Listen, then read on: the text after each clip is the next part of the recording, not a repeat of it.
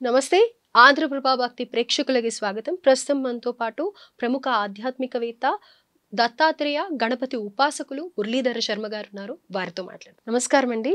మహాదేవ. మీరు కొన్ని అద్భుతమైన నెగటివ్ ఎనర్జీకి సంబంధించిన రెమెడీస్ గతంలో చాలా చెప్పారు. ఇప్పుడు మన ఆంధ్రప్రభ ప్రేక్షకులకి మనం రోజులో ఎంతో మందిని కలుస్తూ ఉంటాం, మనం ఎన్నో ఆలోచనలు చేస్తూ ఉంటాం, ఆ నెగిటివ్ ఎనర్జీ అనేది క్యారీ చేస్తూ ఉంటాం. అండ్ మన ఆరా కూడా మొత్తం ఆ డిస్టర్బెన్సెస్ అన్నీ కూడా మోస్తూ మొత్తం నెగిటివ్గా ఉంటూ ఉంటుంది. మనం ఏ పని చేసినా కానీ ఆ నెగిటివ్ ఎనర్జీయే ఫస్ట్ ఇంపాక్ట్ చూపిస్తూ ఉంటుంది. సో మనం పాజిటివ్గా ఆ నెగిటివ్ ఎనర్జీని క్లెన్స్ చేసుకోవాలి అని అంటే మన బాడీకి సంబంధించి ఎలా చేసుకోవాలి అని అంటారు? తప్పకుండా అమ్మా. ముందుగా మనకు ప్యూర్ హార్ట్ అనేటువంటిది ఫస్ట్ ఆ భగవంతుని యొక్క అనుగ్రహం వల్ల మనకు ఉండాలి. పాజిటివ్గా ఎలా క్లెన్స్ చేసుకోవాలి అనే దానికంటే కూడా ఆ నెగటివ్ పీపుల్ నుంచి దూరం ఎలా ఉండాలి, అండ్ దీనివల్లనే దృష్టి దోషం అనేది కూడా వస్తూ ఉంటుంది అని అంటారు. మన వాళ్ళైతే పూర్వీకులు దృష్టి దోషం అని అంటారు, నరదృష్టి అని అంటూ ఉంటారు. కానీ ఇంగ్లీష్లో సైంటిఫికల్గా మాట్లాడితేనేమో నెగటివ్ ఎనర్జీ అని, ఆరా అని, లేకపోతే ఇలాంటివన్నీ మాట్లాడుతూ ఉంటారు. సో రెండుని ఈక్వల్ చేసుకుంటూ ఈ నరదృష్టి చెడు ఎనర్జీ నుంచి బయటపడాలి అని అంటే కనుక ఏం చెయ్యాలి అని? తప్పకుండా అమ్మా. మనం ఇప్పుడు ఉన్నది శ్రావణ మాసంలో, ఎంతో విశేషమైనటువంటి మాసం. శ్రావణ మాసం కానీ, వైశాఖ మాసం కానీ, కార్తీక మాసం కానీ, మాఘ మాసం కానీ ఎంతో విశేషం ఇవి వాస్తవానికి కూడా. ఈ మాసాలకు ఎందుకు అంటే ఈ మాసాలలో ఎవరైతే అధికంగా ఈశ్వరునికి పూజ చేస్తారో, ఎవరైతే వెంకటేశ్వర స్వామికి అర్చనాది కార్యక్రమాలు చేసుకుంటారో, అమ్మవారికి సేవ చేసుకుంటారో, ఇక్కడ అందరూ ఒకటే, అందరూ ఒకటే. కానీ వారి వారి పరిస్థితిని బట్టి చెప్తున్నాను నేను. సో మొన్న కూడా ఏదో సినిమా వచ్చింది మన పవన్ కళ్యాణ్ గారి హరిహర వీరమల్లు సినిమాలో ఒక సంఘటన బాగా నచ్చింది నాకు.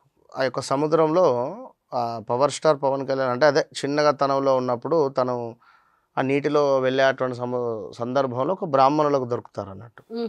తను బ్రాహ్మణులకు దొరుకుతాడు. ఆ బ్రాహ్మణులు దేవాలయానికి తీసుకువస్తారు. అక్కడ ఉండేటువంటి వారు అగ్రహారంలో గురువుగారు ఇప్పుడు ఇంతకు వీరు అడ్డబొట్ట నిలువుబొట్ట అని క్వశ్చన్ వేస్తారు. అక్కడ వారు ప్రశ్నాశాస్త్రం ద్వారా చూసుకొని ఆ సత్యరాజు అనేటువంటి వారు ఇతను అడ్డబొట్టు కాదు నిలువుబొట్టు కాదు అమ్మవారి అంశ అని చెప్తాడు. దేవుడితో సమానం, దేవుడే. కనుక నేననేది ఏమిటి అంటే మంచి మనసు ఉంటే సరిపోతుంది, ఎక్కడికి వెళ్ళినా అంతా ఒకటే. ప్రతి మనిషిలో దేవుడు ఉంటాడు అనడానికి ఇదే. భేదాలు శివకేశవులకు భేదాలు అనేటువంటివి సరిపోవు. సో ఆ సందర్భంలో హరిహర వీరమల్ల అని దానికి పేరు పెడతాడు. హరిహర వీరమల్ల అని మంచిగా అనిపించింది ఆ సన్నివేశం నాకు. అంటే చెప్తున్న విషయం సందర్భం వచ్చిందని కనుక అంతా ఒకటే. మరి ఈ సందర్భంలో నేను చెప్పవలసుకుంది ఏమిటి అంటే మంచి చక్కటి మనసు, ప్యూర్ హార్ట్. ఎంతసేపు భగవంతుని పూజిస్తున్నామా, భగవంతునికి అభిషేకం చేసుకుంటున్నామా, భగవంతునికి సంబంధించినటువంటి ఏమైనా ప్రసాదం పంచిపెడుతున్నామా, ఇక్కడికి ఓకే.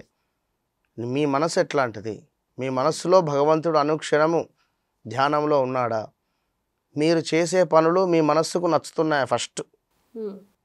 ఎదుటి వ్యక్తిని ఇందాక నేను చెప్పా వీడియోలో, ఇప్పుడు ఇంట్లో పని చేసేటువంటి వారిని గదిరికిచ్చినట్టు మాట్లాడినా, వారికి రెస్పెక్ట్ లేకుండా మాట్లాడినా, మన తోటి ఉండేటువంటి డ్రైవర్తో రెస్పెక్ట్ ఇవ్వకుండా మాట్లాడినా, మన కింద పని చేసేటువంటి వారితో మనము కొంత కేర్లెస్గా మాట్లాడినా, అంటే నేను అనేది ఇక్కడ ప్రతిదీ ఒక పవర్ అనేటువంటిది మనకు ఎనర్జీ ఇస్తుంది.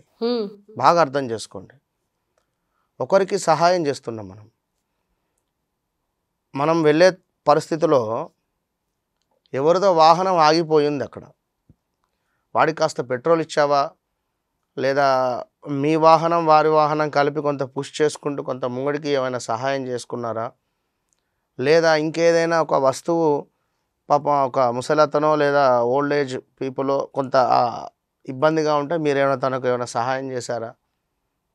ఇప్పుడు వెనుకటి కాలంలో అంటే 90s ముందు నేను చెప్పే విషయం, కూరగాయలు గంప మీద పెట్టుకొని అమ్మడానికి వచ్చేవారు. కూరగాయలు అని చెప్పి వస్తే వారు పాప గంపలో నిండా ఉంటాయి కూరగాయలు. ఆ గంప కాస్త సాయం పట్టమ్మా కిందికి దించంటారు. పాపం సాయం పడితే కిందికి దింపేది. దీని తర్వాత ఆ యొక్క కూరగాయలు ఏమో చూసుకొని దాని తర్వాత వారికి పాపం కొంచెం సాయం పట్టమ్మా పైన పెట్టుకుంటా అనేది.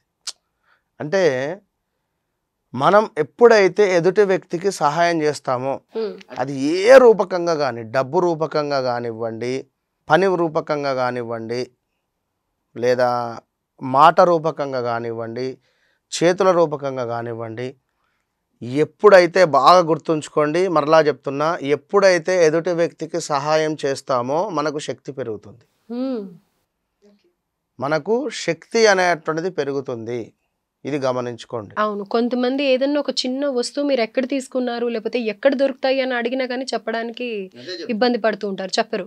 మనం ఎప్పుడైనా ఎదుటి వ్యక్తికి చేసే సహాయం ద్వారా శక్తి అనేటువంటిది పెరుగుతుంది. నా నమ్మకం నేను చెప్తున్నా. నిజంగా నేను ఎప్పుడు క్షేత్రాలకు వెళ్ళినా, అది ఈ క్షేత్రం, నేను ఖచ్చితంగా నెలకు 2-3 క్షేత్రాలు తిరుగుతూనే ఉంటాను. అరుణాచలం కానీ, శ్రీశైలం కానీ, గానగాపూర్ కానీ, ఇష్టం నాకు. వెళ్ళిన సందర్భాలలో ఒక 10 రూపీస్ నోట్స్ యొక్క బెండల్, అంటే సిల్ బ్యాంకులోకి వెళ్ళి ఖచ్చితంగా అంటే ఒక 1000 రూపాయలు అనుకోండి, వీటిని నేను కేవలం పంచడానికే పోతా అక్కడికి. అంటే ఈ 1000 రూపాయలని కాదు, ఉదాహరణ చెప్తున్నాను నేను. రోడ్డుపై ఎవ్వరు కనబడితే వారు ఆ క్షేత్రంలో ఏ పని చేసుకునేటువంటి వారైనా కూడా ఊడ్చేవారికి 1, 2, 20, 30, 40, 50 తీయడం, ఇవ్వడం. అంటే ఇదే పని, అది ఒక మినిమం ఒక 5-6 గంటలు అదే పని చేస్తా. దాన్ని మొత్తం ఒడగొట్టేస్తా, తర్వాత దర్శనానికి పోతా. ఇక మరొకటి, అక్కడ సొన్నాయి వాదించి, అంటే నాద బృందం వాళ్ళు ఉదయమే సుప్రభాత సేవ కావచ్చును తిరుపతిలో, లేదా ఇంకా శ్రీశైలంలో కానీ, వారు ఎక్కడున్నారు వారికి మ్యాక్సిమం ఎంతో కొంత సహాయం. ఎందుకంటే వారు చాలా సంతోషపడతారు. ఏం జరుగుతుందంటే నాకు ఒక శక్తి నాకు వచ్చినట్టుగా, నాకు ఇప్పుడు భగవంతుని దర్శనమే, కానీ ఒక శక్తి వచ్చినట్టుగా నాకు చాలా ఆనందంగా ఉంటుంది అలా ఒకరికి హెల్ప్ చేయడం. So at the same time ఇది ఇక్కడికి ఇది అయిపోయింది. దీనివల్ల ఏంది, మన ఆరా ఏదైతే ఉందో అది ఎప్పటికప్పుడు పెరుగుతూ ఉంటుంది. మనకు ఒక పాజిటివ్ వైబ్రేషన్ అనేటువంటిది జనరేట్ అవుతుంది. వాళ్ళు సంతోషించే ఆ చల్లని చూపులతోనే కదా మరి మనసులో దీవిస్తారు. ఇప్పుడు మనం ఇచ్చే దానం వల్ల ఎదుటి వ్యక్తి సంతోషపడడం వేరు, మనకు దీవించడం వేరు. ఆశీర్వాదం కావాలి మనకు. సో చల్లగా ఉండు చాలు 100 మంది అంటే.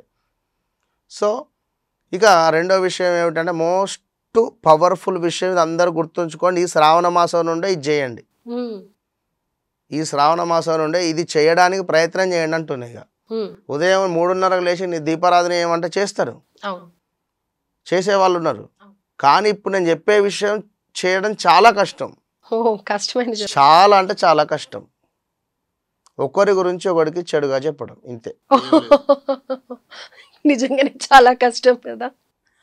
ఒకరి గురించి ఒకరికి చెడుగా చెప్పడం కానీ, వీడు అట్లా వాడు ఇట్లా అనడం కానీ, లేదా ఒకరి గురించి మీరు చెడుగా మాట్లాడుకోవడం కానీ, బోలెడంత టైం ఉంటుంది ఫోన్లో. మరి మన గురించి మనము ఎట్లా బాగుపడాలి, మన గురించి మనం మంచి మాట్లాడుకోవడానికి టైం ఉండదు. అర్థమైందా? కనుక ఈ శ్రావణ మాసంలో ఎప్పుడైనా మీకు వాడు అన్యాయం చేయని, న్యాయం చేయని, మీకు అనవసరం.